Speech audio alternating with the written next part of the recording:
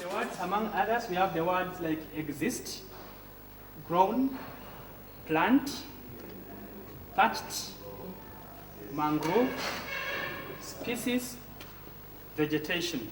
There are still others as we shall be meeting. So, one, we are going to look at the definition of vegetation. That's the first thing we are going to have in this topic. What is vegetation?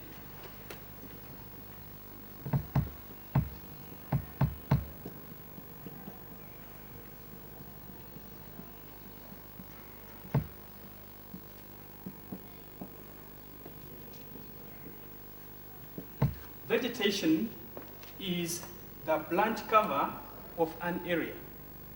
Vegetation is the plant cover of an area.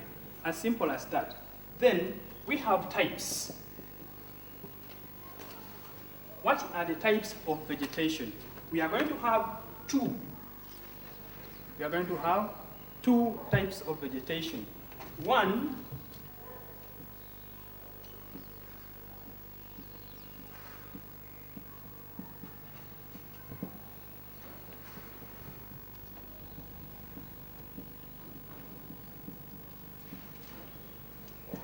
the two types of vegetation are, we have planted vegetation, then we have natural vegetation, then we have planted vegetation. Those are the two types of vegetation. Let's look at them one by one.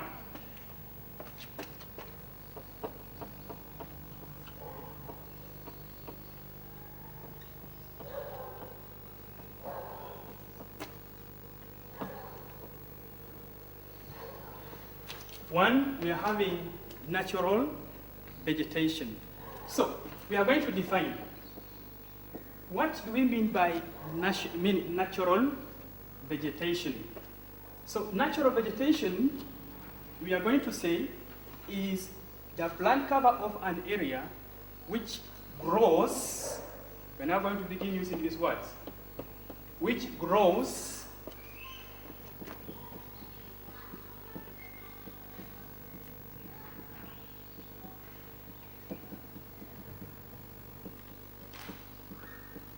plant cover of an area which grows. If we can't use the word grows, we cannot bring the word exists on its own. Natural vegetation is the plant cover of an area which grows or which is existing on its own. We are going to have the examples. We can also group them as types. So what are the types of natural vegetation? Or which vegetation types come under natural vegetation? One, we have what we call natural forests. We have natural forests. So these natural forests, we also call them tropical forests or equatorial rainforests. So to look at this, let's first mention others. We have the Savannah. We shall look at them one by one. Vegetation. We have swamp. Vegetation. We have that vegetation that grows on mountains. We can call it mountain vegetation, or we can also call it montane vegetation. We shall be having shrubs.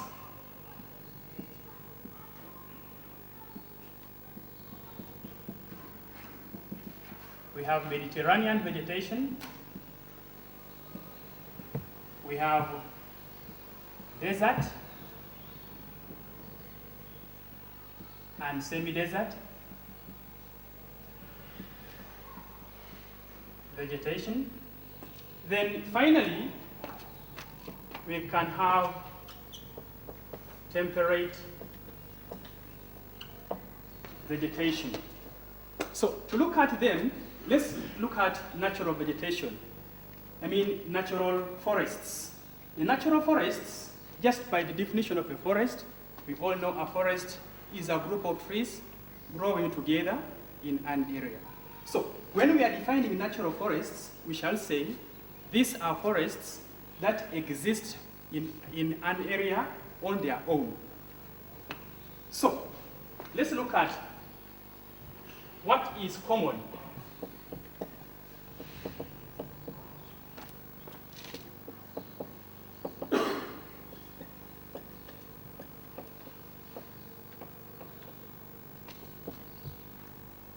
We are looking at what is common in a natural forest.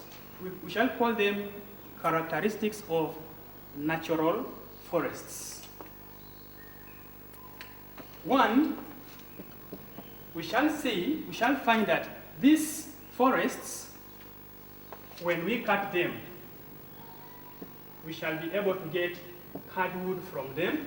So we shall say natural forests produce hardwood. Two,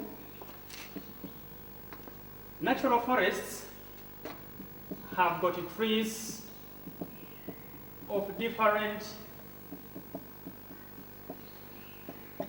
we are now having our word there that we looked at the beginning, species. Trees in natural forests are of different species, meaning they are of very many types. So, in a nutshell, if we were to look at the examples of these trees that grow in a natural vegetation, natural forest, we shall have trees like the ebony,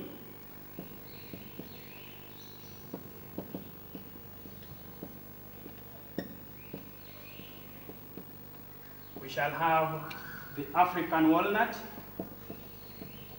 we have the green heart,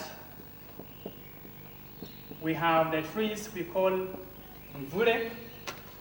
These ones are called mvule. Take note of the spelling. Some children get lost and write U after M, which is not correct. It's supposed to be mvule. Then we shall have also the rosewood trees. So when we look at these trees, we shall find that all these trees provide us with hardwood. Their wood is hard. Now, we shall be posing you a question. The question is,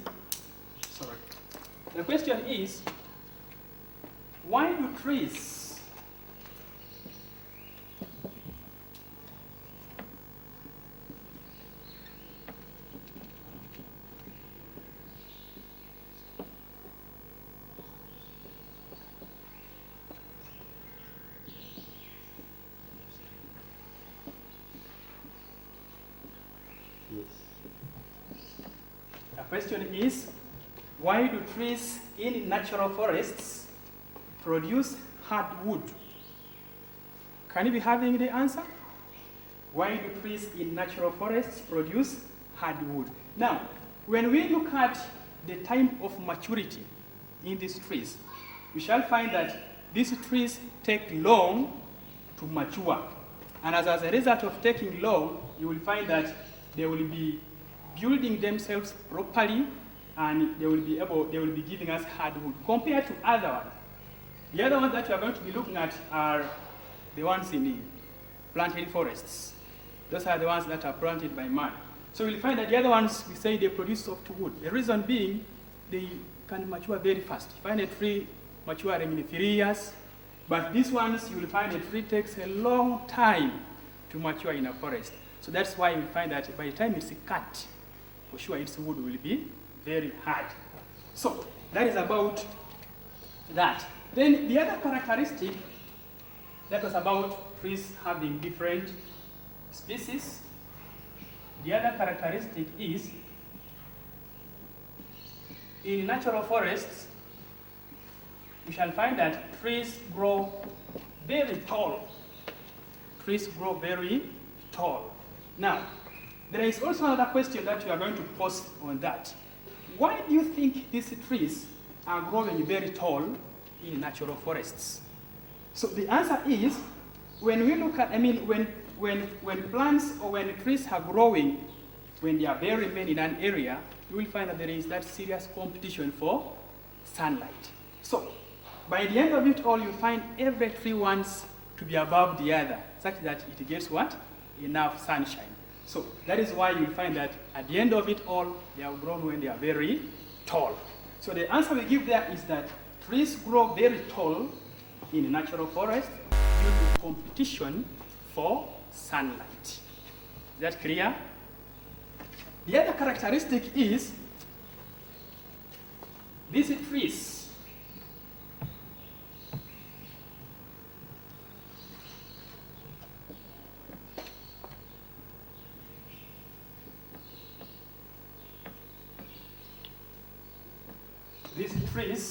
in natural forests grow in a scattered manner. They grow in a scattered way. Since no one is growing them, you find a tree here, tree there, tree there. So at the end of it all, trees are just growing in a scattered way. When we compare this with the planted trees, planted forests, you will find that when man is growing trees in a planted forest, he grows them in rows, in lines. So we are getting now the difference there. Here trees grow in a scattered way, but in a planted forest, trees are grown in rows. So that is another characteristic. The other one, let me rub this such that we shall be able to continue with the characteristics.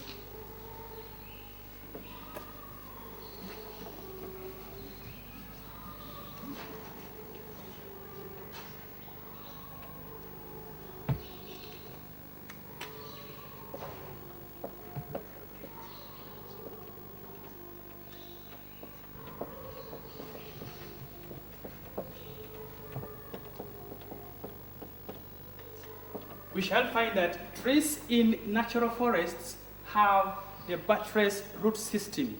Now, when we talk of buttress roots, we are looking at the trees, like when we look at these trees, like the bullet tree, we find that down there on the system, you find there are some roots which are seen, which are up. The roots are stretching sideways. That one is to give extra support to a plant. So those trees in natural forests have buttress root system. Then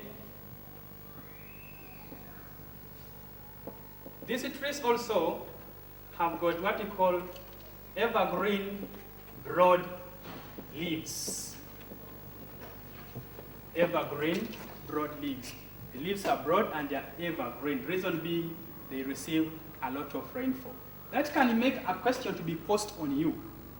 That why are tropical forests that we have called natural forests, why are tropical forests also called equatorial rainforests?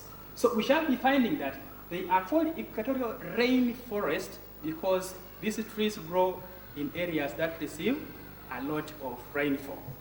So you will find that by rainfall being enough, the leaves are growing healthy, broad and evergreen. Then the other one is these trees form what we call a canopy.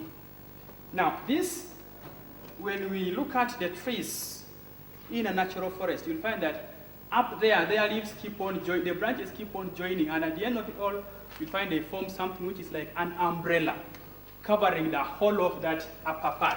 For example, if, this is tree 1, there is another tree here, another tree here. Remember we say these trees grow in a scattered way. There are very many trees growing, another tree is here. So you'll find that at the end of it all, these trees up this way, their leaves joining together, forming that which is like an umbrella. That is what we call a canopy. But when we look at in a planted forest, you will find one tree here, one tree the other side. So there will be no way those trees will end up joining their leaves up to form a canopy.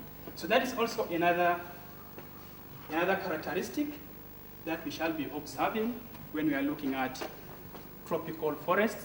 Remember, I've told you they can also be called natural forests or equatorial rainforests. Let's look at the other thing. Allow me to wrap this canopy. Hope you have understood it.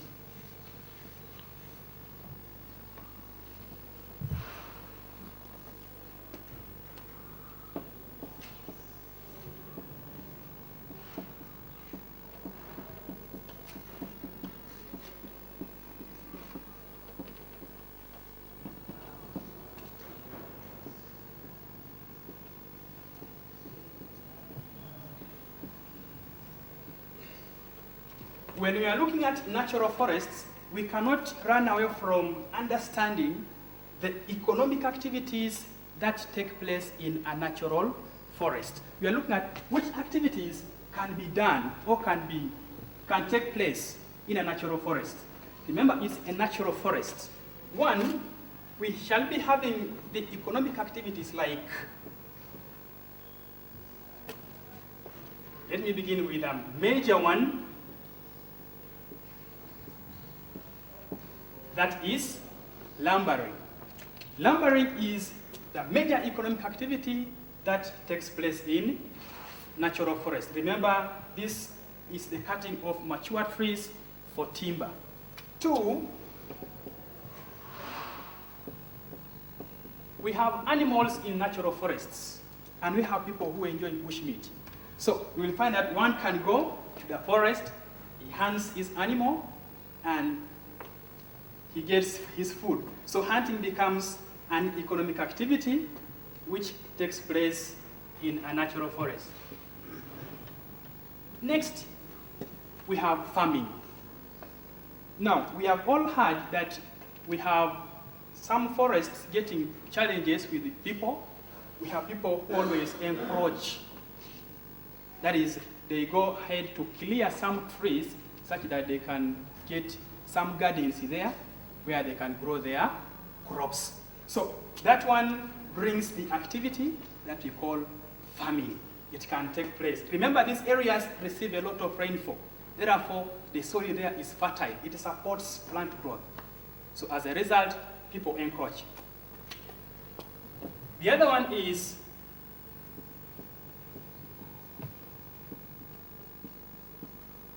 we have latex tapping. Latex tapping. Then finally, we shall have tourism. Of course, this one we have people who go to tour the forest. So that is another economic activity that takes place in natural forest. So we need to discuss something.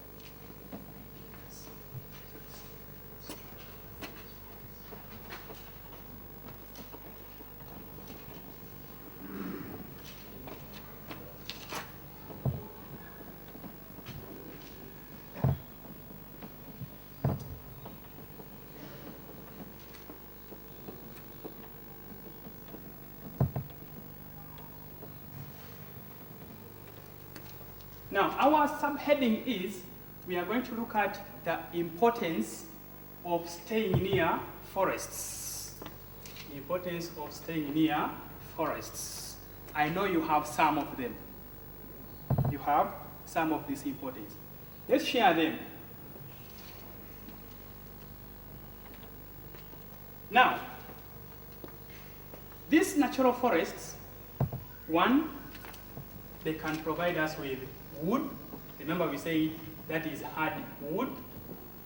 Don't always forget that it is hard wood that we get from natural forests. Two, these plants in a natural forest some of them can be used as medicine.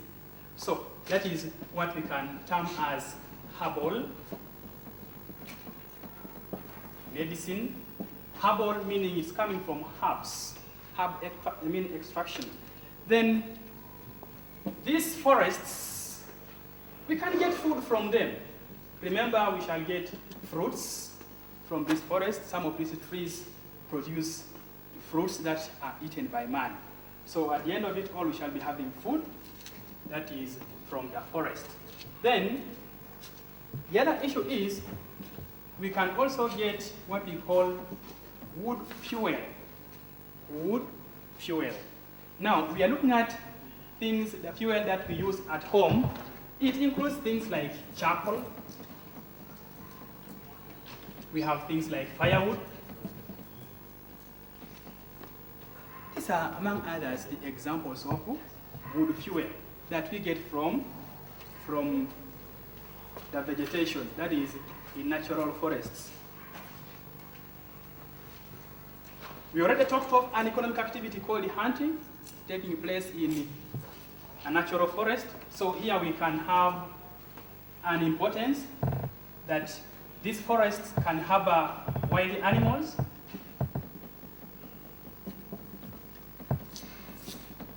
That can be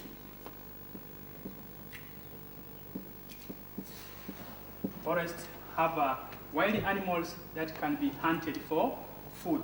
It will not be good for you to just put your statement that forests harbor wild animals and you end there. The examiner can decide to cross your answer. Reason being, these animals, when you stop that forests can harbor wild animals, there is an option that these animals can be dangerous to man. So at the end of it all, it will not become now an importance. So you have to be very specific. You say forests harbor wild animals that can be hunted. There you will be very specific. Next, we talked of farming taking place in forests. So we shall be also saying that forests have fertile soil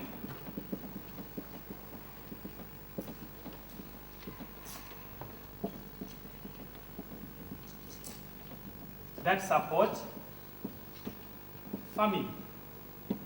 Forests have fertile soil that support farming. So, by the end of it all, we shall have, there are also other advantages that we can be having of forests in an area, but because of time, let's try to look at also the other side of the story. Having looked at the importance, we are now going to look at the other side, which are these advantages.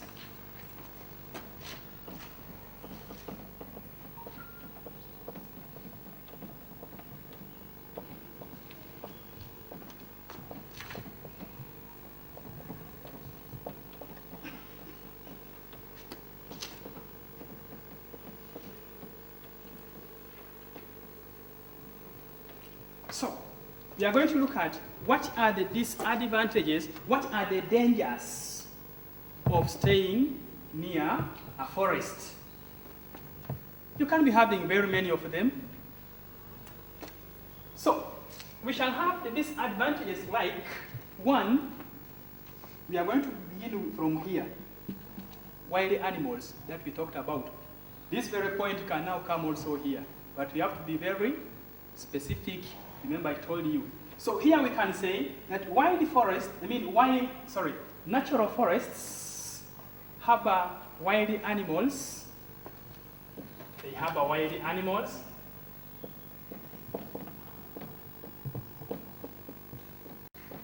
That can be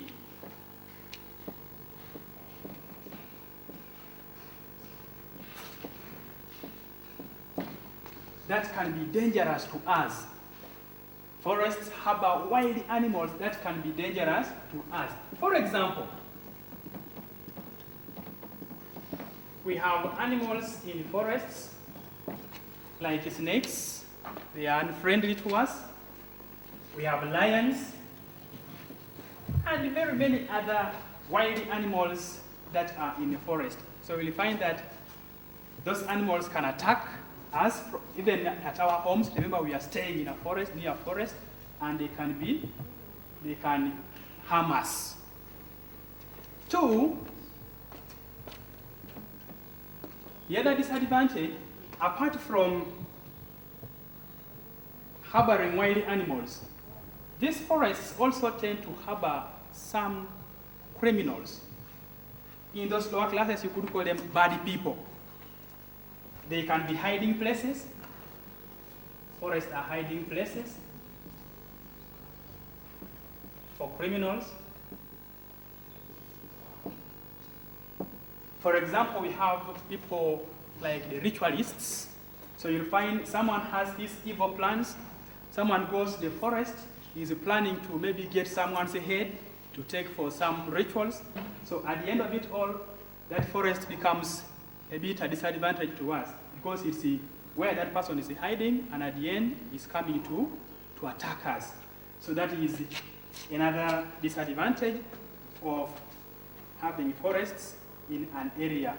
Then we shall also have these forests having or being breeding places.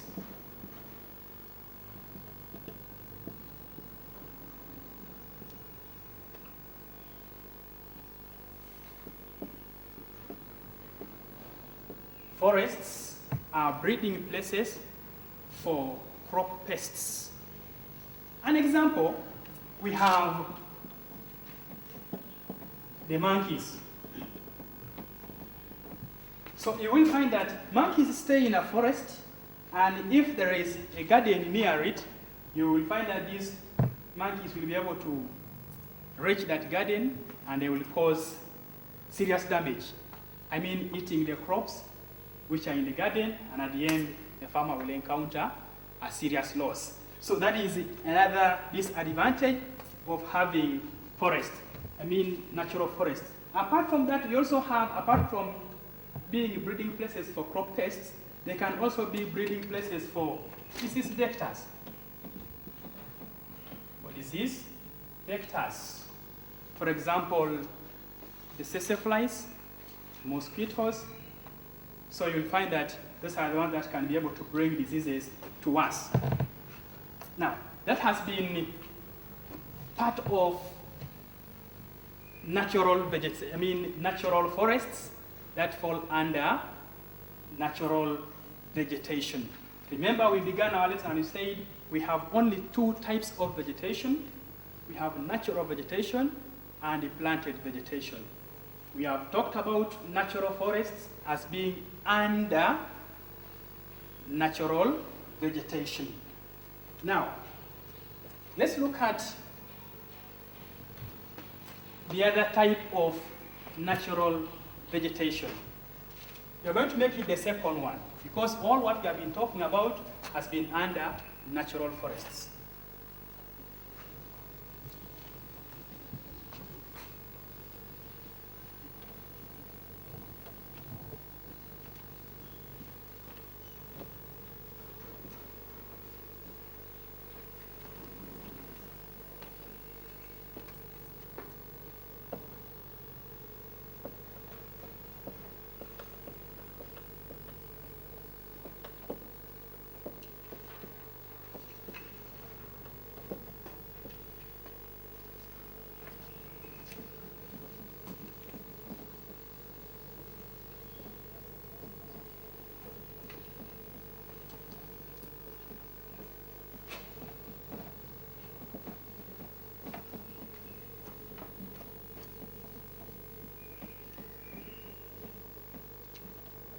So, we are going to look at savanna vegetation, that is part of natural forest. One thing we shall say in savanna is that savanna covers the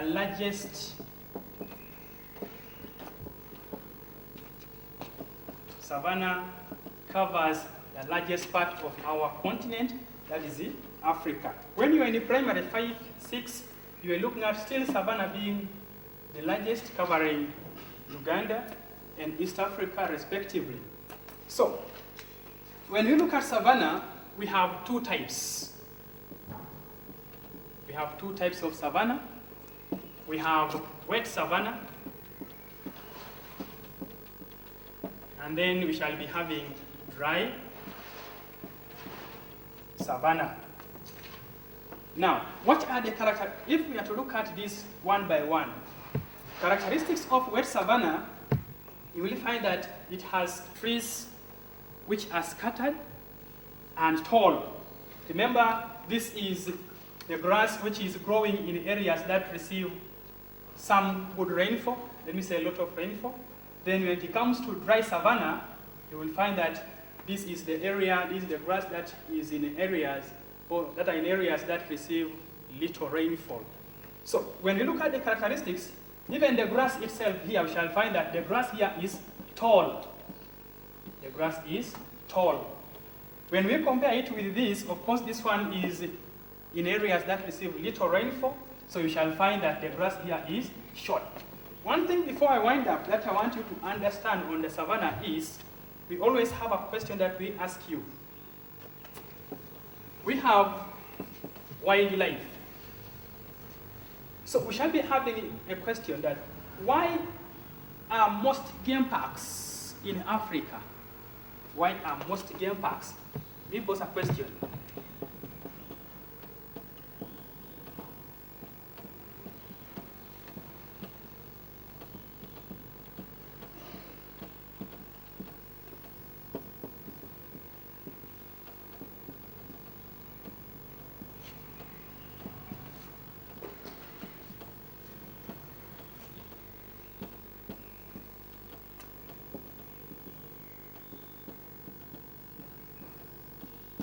The question is, why are most game parks in Africa located along the savanna?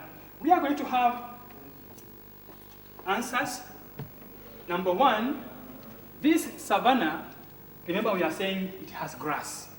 So one, that grass that we shall call pasture is a complete meal, complete diet for these animals. So we shall find that, number one, the savanna provides food that is in form of pasture to the animals. Then the other one is, savanna provides, let me use the word, a home. It provides a habitat for the animals to roam around. So these are the reasons as to why most game parks in Africa are located or are found along the savanna grassland.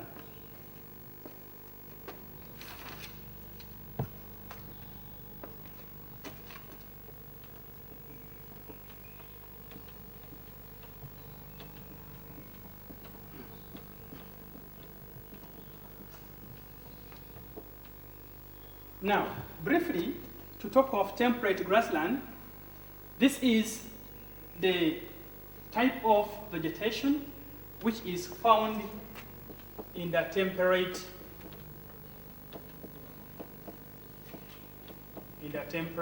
regions. The temperate regions, we find them in South Africa,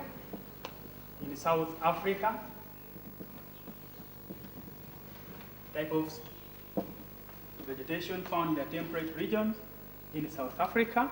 They are also called the high velds. They will be asking a question that what is the other name for temperate regions? Your answer will be the high velds. For the matter of time, dear viewer, we have come from very far. We have been looking at vegetation. We began by defining vegetation as the plant cover of an area. We looked at the two types. Though time has not allowed us to talk all about the two, but we have tried to talk much on the first type, that is under natural vegetation. When we meet next time, we shall be looking at a few remaining types under natural vegetation. Then we shall also switch to planted vegetation, and our lessons shall be continuing. Thank you so much for being part of the lesson. I conclude by saying, As you are in the situation of this pandemic, please stay at home. Wear a mask if you are to leave the house, going outside, because you never know the people you are going to be meeting on the way. Do not forget to wash hands with soap for at least 20 minutes. Then use sanitizers if you can get them.